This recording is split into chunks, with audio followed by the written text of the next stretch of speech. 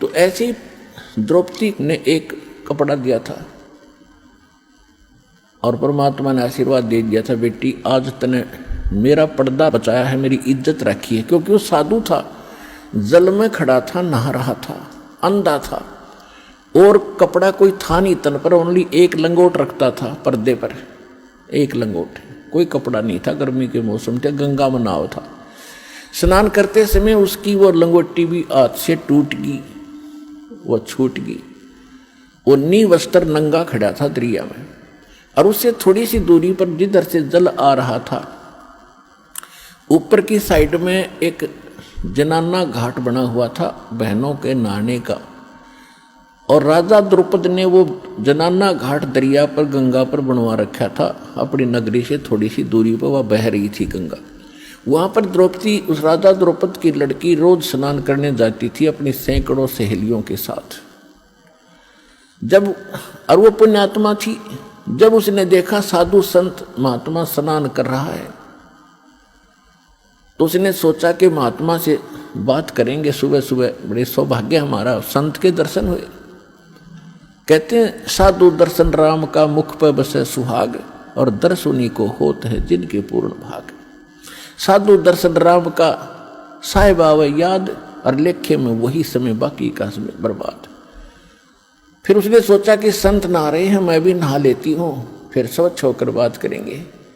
वो स्नान करके आधा घंटा में बाहर आई घाट से, क्या देखा कि महात्मा तो फिर भी जल में ही खड़े हैं। वो बाहर इसलिए नहीं आए कि मैं अंधा हूँ और निवस्त्र हो गया, नंगा। और लड़कियां की आवाज़ सुनने लगी तो पहले इतने पानी में था और गहरे में चला गया, इतने में कि कहीं बहन बेटियों के सामने मैं निवस्त्र नजर ना आऊं, शर्म का मारा।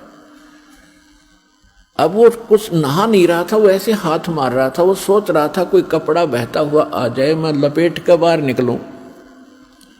द्रौपदी ने देखा आधा घंटा हो गया, संत नहा नहीं रहा, कुछ खोज रहा है। फिर उसने देखा अपने ध्यान से कि महात्मा तो निवस्त्र है, ये वस्त्र बिना आवेगा नहीं, बाहर कोई वस्त्र पटड़ी पे है नहीं, ये सारा दिन खड़ा रहेगा, रात को निकलेगा, गल जाएगा भूखा पैसा। तो लड़की ने आओ देखा ना ताओ अपनी साड़ी पाड़ी। राजा की लड़की की कितनी कॉस्टली साड़ी होती है, कीमती साड़ी, कपड़ा होगा ये विचार कर लेना। और उसने उस इतनी कीमती साड़ी और संत के लिए पाड़ कर डाल दी। एक लकीर, एक बिलहात की, यानी 9 इंच लगभग, कोपीन आकार की, और पाड़ के और 3 फुट चौड़ी लंबी पानी में डाल दी। बहता हुआ वह साथ से निकल गई, लेकिन महात्मा ने दिखाई नहीं था, लीला थी उनकी, और निकल गई। 7-8 बार ऐसी साड़ी पाड़ पाड़ के, एक बिलहात यानी 9-9 इंच 7-8 बार पाड़ के डाल दी, लेकिन साधु के हाथ नहीं लगी, वो साइड से निकल जाती थी, उसको दिखाई नहीं देता था। तो यह लीला भी भगवान कर रहे थे कि इसके कर्म बनाऊं, इसके कर्म बने या इसका एक कैर टूटेगा, वो बचे क्यों करे इस बेटी का। अब देखो पुण्यात्मा, लोभ लालच करे तो ऐसा करे, बेईमाना करे तो ऐसा करे। उसके साथ और भी सहेली थी, नौकरानियां थी। उन नौकरानियों को भी कह सकती थी कि एक साड़ी का टुकड़ा डाल दो महात्मा के लिए, तो एक साड़ी का 2 साड़ी डाल। उसने पता था, नौकरानी को मालूम है आज अपनी राजा की लड़की के कहने से हम थोड़ा सा टुकड़ा साड़ी का देंगे, 2 साड़ी देगी, जाते 2-3 धोती देगी, बढ़िया, तो वो डाल सकती थी। लेकिन उसने उनको नहीं दिया, क्योंकि उसको मालूम था कि मैं पुण्य करूंगी अपने हाथ से, मुझे मिलेगा, ये करेंगी तो इनको मिलेगा। इतना अध्यात्म ज्ञान उन बच्चों को उसमें दिया जाता था। मैं रोटी खाऊंगी मेरा पेट भरेगा, ये खाएगी इसका भरेगा। तो उसने ये बेईमाना लालच करा।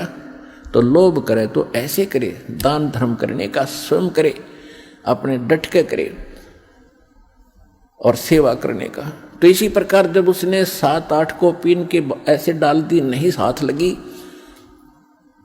फिर उन्हें सोचा निकट न्यों नहीं जावे थी कि कहीं महात्मा को आभास ना हो जाए कि लड़की है, ये जो कपड़ा डाल रही निकट आएगी, तो कहीं ये आगे को ना सरक जा दरिया की तरफ और बह जावे, मर जावे, यो तेज धार में बह के।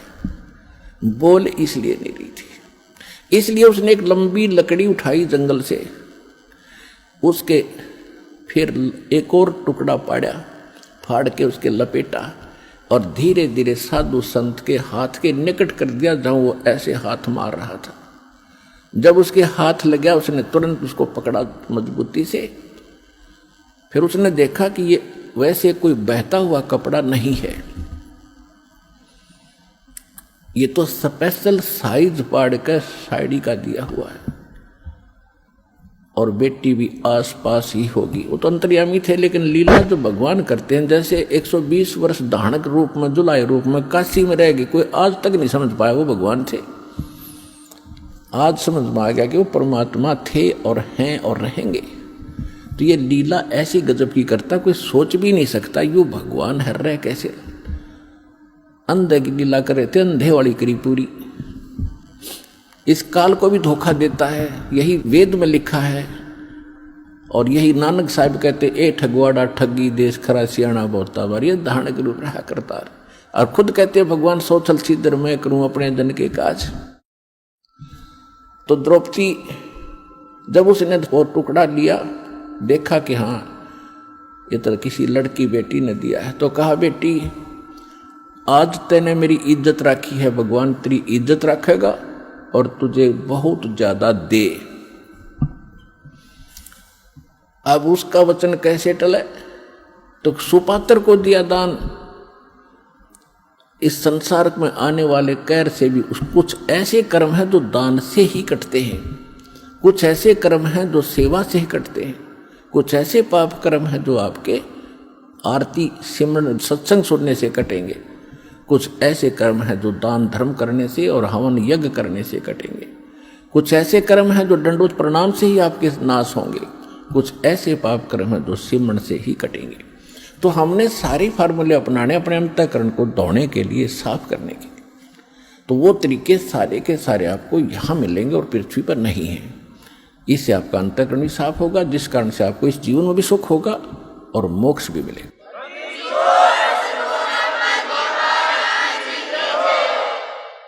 अब द्रौपदी का विवाह हो गया अर्जुन से और पांडव हार गए जुए में, और द्रौपदी को नंगा करने का प्रकरण आपने खूब सुना। दुशासन को आदेश दे दिया दुर्योधन ने कि इसको नंगा कर दे बड़ी सभा में और इसका चीर उतार दे। हम अंधे हैं। द्रौपदी ने एक कुवचन कहा था, जिस समय राजा युधिष्ठिर ने एक शीश महल बनाया था शीशे का, और दुर्योधन को न्योता दिया था भोजन के लिए। ये गया तो इसकी टक्कर लगी शीशे में, दिखा कौन, यू गिर गया। द्रौपदी आई थी पानी लेकर के सिर पे मटका भर के और हंसती हुई कहने लगी कि अंधों की संतान अंधी ही होती है। उसने एज ए भाभी अपने देवर को एक मजाक कर दिया और कहते हैं दुर्योधन दुष्ट आत्मा था, उसका इतना दुख मान गया कि इसको सबक सिखाऊंगा कि इसने कैसे कह दिया मेरे साथ ऐसा मजाक, अभद्र मजाक किया है। अपने आत्माओं परमात्मा कहते हैं साधु सोना और सजन, संत भगत सोना और सजन पुरुष टूट जोड़े 100 बार, और दुर्जन और पाका कलश एक के धक दरार। जैसे मटका होता है पका हुआ, उसको थोड़ा सा झटका लग गया, उसमें दरार आ जाएगी, क्रैक हो गया, वो दोबारा नहीं मिल सकता। 100 प्रयत्न कर लो, अलग ही पहचान रहेगी। इसी प्रकार दुष्ट व्यक्ति एक बार थोड़ा सा भी कोई बात होगी, वो कभी वैसा नहीं हो सकता। वो अपना कुबद मन में जोर रखेगा, बकवाद करे बिना रह नहीं, उसमें इतना दोष होता है।